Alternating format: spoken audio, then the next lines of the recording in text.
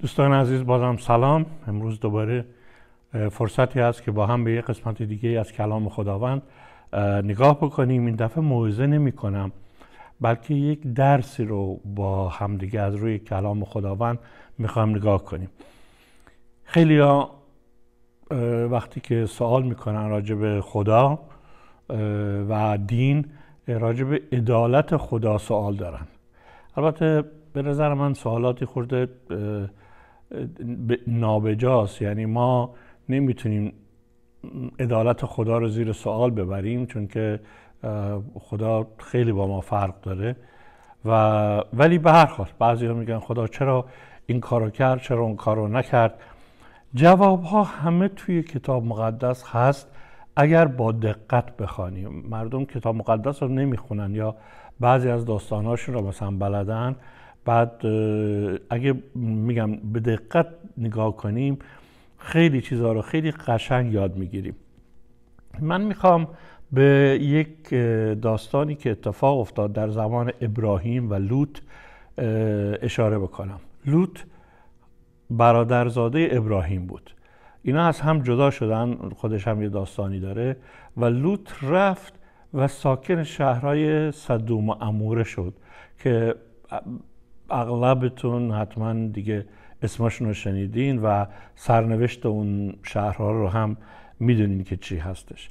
گناه این شهرها اونقدر زیاد شد که خداوند تصمیم گرفت که این شهرها رو از بین ببره، با آتش و گوگرد از بین برد.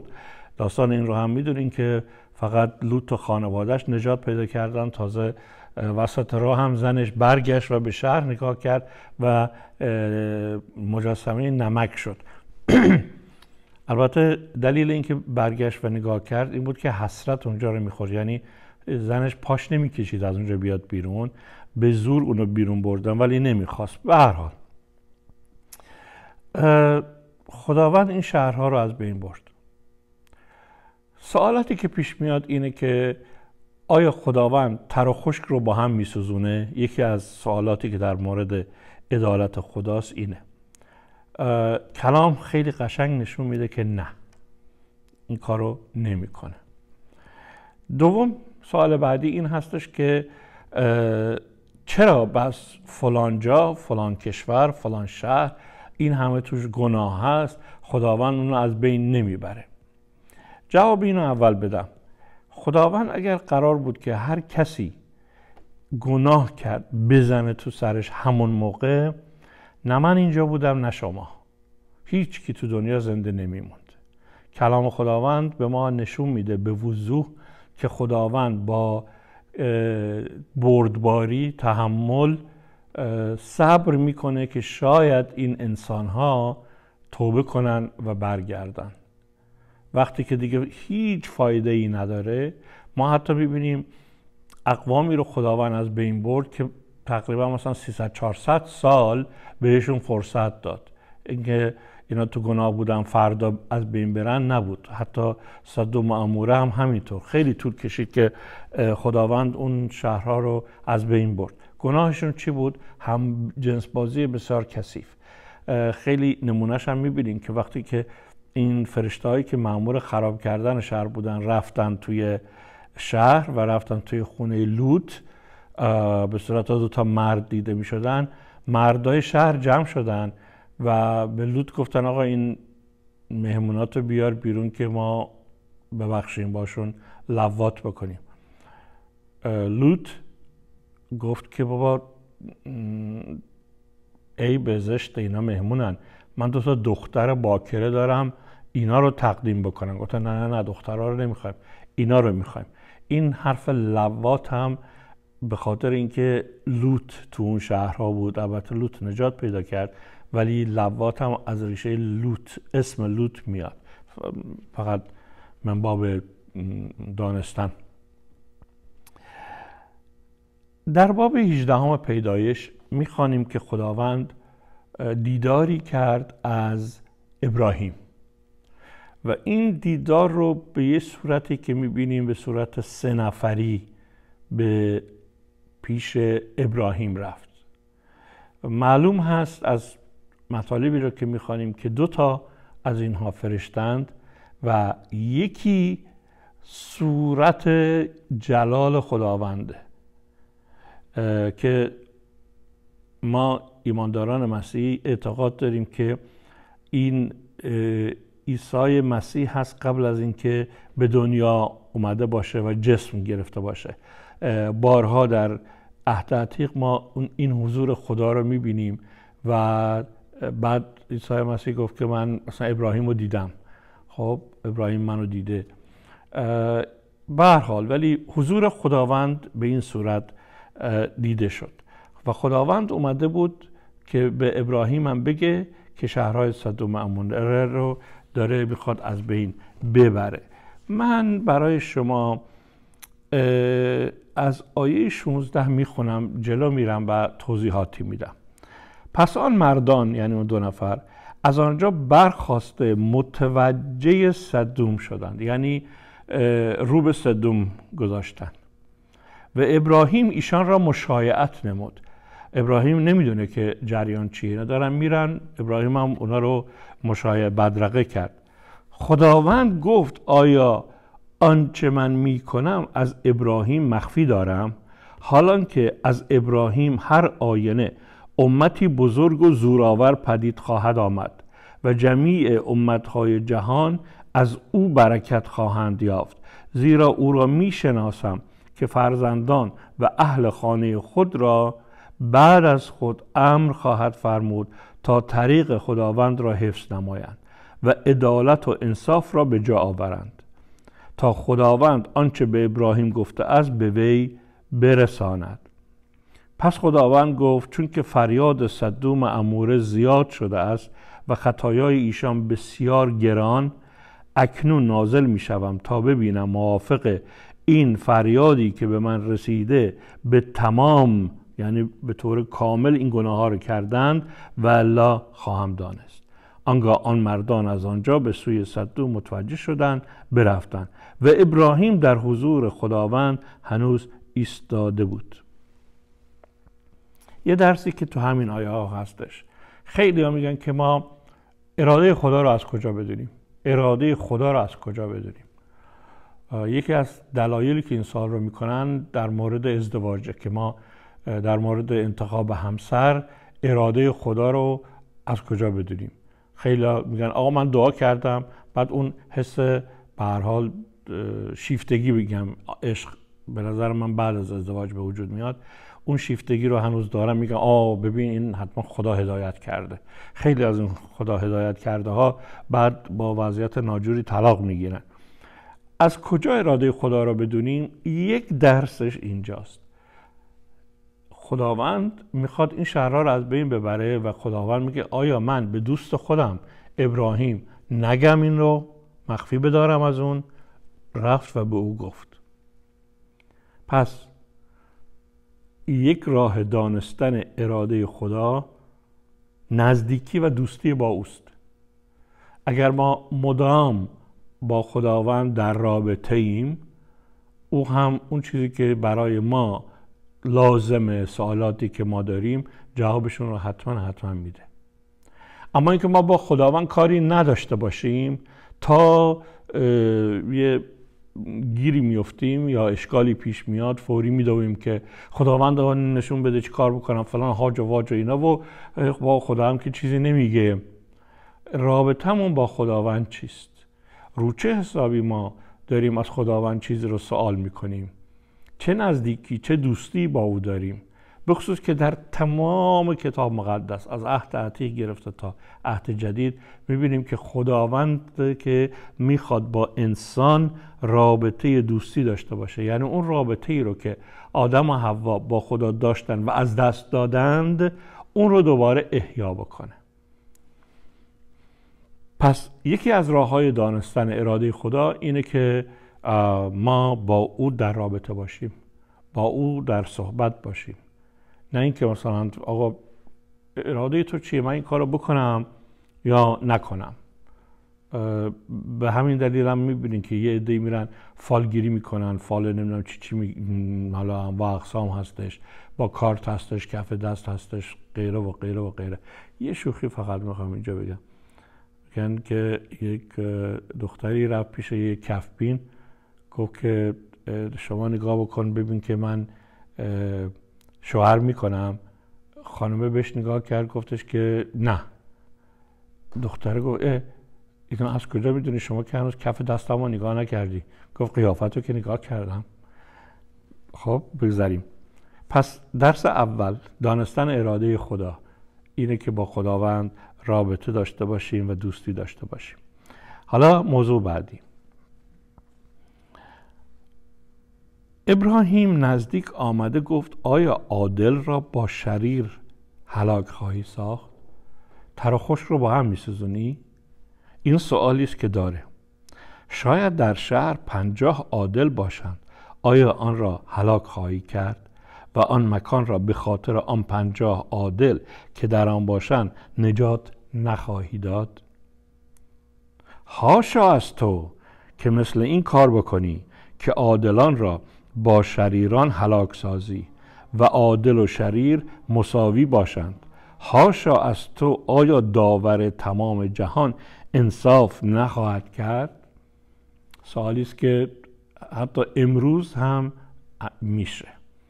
یکی از چیزایی که در کتاب مقدس خیلی خیلی خیلی قشنگی به نظر من اینه که هیچ وقت کهنه نمیشه. مسائلی که هزاران سال پیش اتفاق افتاده الان هم اتفاق میفته. میدونی چرا؟ چون که با طبیعت بشر سر و کار داره. درسته به جای استفاده از چهارپایان نمیدونم انواع اقسام ماشین و اتومبیل و نمیدونم قطار و هواپیما و غیره و غیره مردم استفاده میکنن، میگن دنیا عوض شده. انسان عوض نشده. انسان سرشتش متاسفانه همونه و احتیاج داره که واقعا کلام خداوند رو بهتر درک بکنه. پس خود ابراهیم این سوال رو میکنه، تو خدایا تر و خشک رو با هم میسوزونی به خاطر 50 نفر؟ خداوند گفت اگر 50 عادل آدم درست کار در شهر صدوم یابم پیدا کنم، هر آینه تمام آن مکان را به خاطر ایشان رهایی دهم. دیدین چی شد؟ خداوند میگه اگه 50 تا آدم خوب تو اون شهر باشه، من تمام اون شهر رو نجات میدم. من تر و خشک رو با هم نمیسوزونم. در نتیجه بعض وقتا میگیم که فلان شهر مثلا، حالا به نظر ما خیلی گناهاش زیاد شده، انگار که ما خودمون گناه نداریم، چرا خداوند اون رو از بین نمیبره؟ جوابش اینه که یه عده‌ای اونجا هستن که هنوز ایمان دارن، هنوز دارن دعا میکنند و خداوند به خاطر اونها جون بقیه رو هم فعلا حفظ کرده. یه روز اونا نباشند، اون مکانها دیگه دعا توش نیست، از بین خواهد رفت و این رو میبینیم در طول تاریخ. پس خداوند گفت به خاطر 50 نفر من شهر رو از بین نخواهم. ابراهیم در جواب گفت اینه که من خاک و خاکستر هستم، جرأت کردم که به خداوند سخن گویم. شاید از آن 50 عادل 5 کم باشد. آیا تمام شهر را به سبب 5 هلاک خواهی کرد؟ گفت، یعنی خداوند گفت اگر 45 در آنجا یابم آن را هلاک نکنم. این چونه زدن ابراهیم یه چیزی رو به ما نشون میده. خداوند گفت اگه 50 نفر عادل باشه من شهر رو از بین نمیبرم. ابراهیم میگه اگه 45 نفر بودن چی؟ یعنی چی؟ یعنی 50 تا پیدا نشدن. اگه 50 تا بودن خدا از بین نمیبرد، ولی خداوند هنوز مصممه، تصمیمش سر جاشه، یعنی 50 تا آدم عادل نیست. پس ابراهیم میگه که حالا اومدیم و 45 نفر بودن. میگه به خاطر 45 نفر آنجا اگر یابم آن را هلاک نخواهم کرد. بار دیگر بدو عرض کرد، یعنی ابراهیم به خداوند عرض کرده گفت هرگاه در آنجا 40 یافت شوند، گفت به خاطر 40 آن را نکنم. گفت زنهار غضب خداوند افروخته نشود تا سخن گویم، شاید در آنجا 30 پیدا شوند. گفت اگر در آنجا 30 یابم این کار را نخواهم کرد. گفت اینک جرأت کردم که به خداوند عرض کنم اگر 20 در آنجا یافت شوند. گفت به خاطر 20 آن را هلاک نکنم. گفت خشم خداوند افروخته نشود تا این دفعه را فقط عرض کنم شاید 10 در آنجا یافت شوند. گفت به خاطر 10 آن را هلاک نخواهم ساخت. پس خداوند چون گفتگو را با ابراهیم به اتمام رسانید برفت و ابراهیم به مکان خیش مراجعت کرد. نتیجه اینکه حتی 10 نفر آدم درست توی اون شهر نبود. نتیجه ابراهیم قانع شد. اول میگفت آقا اگه 50 نفر باشن چی؟ خب نیستن. 45 تا باشن چی؟ نیستن. 30 تا، 20 تا، 10 تا نیستن. خداوند رفت کار خودش انجام بده. ابراهیم دیگه در مورد عدالت خدا سوال نداره. دید که خداوند چجوری انجام میده برنامه رو. پس وقتی که چیزایی اتفاق میفته و جاهایی میبینی یهو سیل میاد ببخشید زمین لرزه میشه، اتفاقات ناجوری پیش میاد، این رو بدونیم که خداوند عادله و تازه همه اون کسانی رو که باید از بین ببره گاهی همشون از بین نمیبره. ولی ما همه گناهکاریم، هممون مستوجب قصاص خداوندیم. هیچ کدوممون خونمون رنگین تر از آدمای دیگه نیست. فقط خداوند به ما فرصت‌هایی را عطا میکنه. نگاه بکنین چیکار دارین میکنین، زندگیتون چطوره. اگر که در گناه ادامه بدید از بین خواهید رفت. شما کسانی که توی آمریکا زندگی میکنن، جای دیگر رو حالا من کار ندارم، نگاه بکنین. من 40 و چند ساله که توی این کشور زندگی میکنم و میبینم که روز به روز گناه بیشتر میشه، ایمانداران کمتر میشن. و چه اتفاقی میفته؟ کالیفرنیا که یک روز گل سرسبد تمام ایالتهای آمریکا و مایه حسرت همه مردم دنیا بود، به یه جای کثیف، شهر لس آنجلس مثلا، سان فرانسیسکو و بعضی جاهاش، یعنی داره نابود میشه، خراب میشه، داره از بین میره. زیر تمام پل‌های فریوی ها میبینین که یه آدم‌های بی خانمان، هوملس بهشون میگن، ولو هستن، دارن زندگی میکنن. قتل، جنایت دیگه داره قوقا میکنه. دزدی ماشاءالله، هر چیز دیگه. چقدر روز به روز بیشتر میشه. وقتی که ما خدا رو ترک میکنیم، به جاش شیطان وارد زندگیمون میشه. اینطور نیست که بگیم ما با خدا کاری نداریم، هیچ کسی هم با ما کاری نداشته باشه.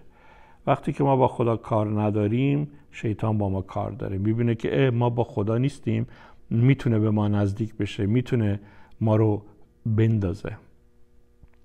خداوند عادله. هیچ انسانی عادل نیست و خداوند ارادهش رو میتونیم ما درک بکنیم وقتی که با او دوستی داریم، با او صحبت میکنیم و قانع میشیم. خیلی ها میگن که ما دعا کردیم این اتفاق نیفتاد، من دعا کردم مریضم شفا پیدا نکرد، من دعا کردم فلان گریه کارم گشوده نشد. دعا درخواست کردن به اصطلاح یک قسمتی از دعاست. دعا صحبت با خداست. وقتی که ما با خدا صحبت میکنیم، دوستی داریم، وقتی چیزی رو میطلبیم، به ما نشون میده که چرا اون رو به ما میده یا چرا اون رو به ما نمیده. حرف آخرم هم بگم، یک کمی از این موضوع خارج، ولی شما یک مطلب بسیار مهم رو خواهش میکنم همیشه در نظر داشته باشید. هر کدومتون برگردین به زمانی که چیزی رو از خداوند خواستید، دعا کردید و دریافت کردید. گره‌ای گشوده شد، بیماری شفا پیدا کرد. با اون اتفاقی که در زندگیتون افتاد چیکار کردید؟ خداوند یه چیزی رو به شما داد، طلب کردید، داد. اونو چیکار کردید؟ گذاشتین تو جیبتون و رفتین؟ برای جلال خدا به کار نبردینش؟ 2-3 بار مسیحیان دعا میکنن، خداوند چیزی رو بهشون میده، بعد میبینن که ما هرچه دعا میکنیم انگار خدا نمیشنوه. من با اون چیزایی که بهت دادم چه کار کردی؟ آیا برای جلال نام من به کار بردی یا برای خودت؟ من خداوند رو دعا کردم این خونه مال من بشه، و این خونه برای جلال خدا چگونه به کار برده شد؟ دعا دارین توش؟ کلام میخونین توش؟ دیگران میان و نور مسیح رو در این خانه میبینند؟ خداوند من دعا میکنم فلان ماشین رو داشته باشم. این ماشین رو برای جلال و کار خداوند چگونه من دارم به کار میبرم؟ مثال دارم میزنم. خداوند عادله. ما نیستیم. خداوند کلامش رو برکت بده، برای هممون دعا کنیم. پدر آسمانی تو رو شکر میکنم برای این لحظه، این فرصت و عطا کردی که چند دقیقه باز در مورد کلام تو تفکر بکنیم. دعا میکنم که این مطالعه در دلهای همه شنوندگان و خود من اون تأثیری رو بگذاره که اراده توست. در نام عیسی مسیح میطلبم.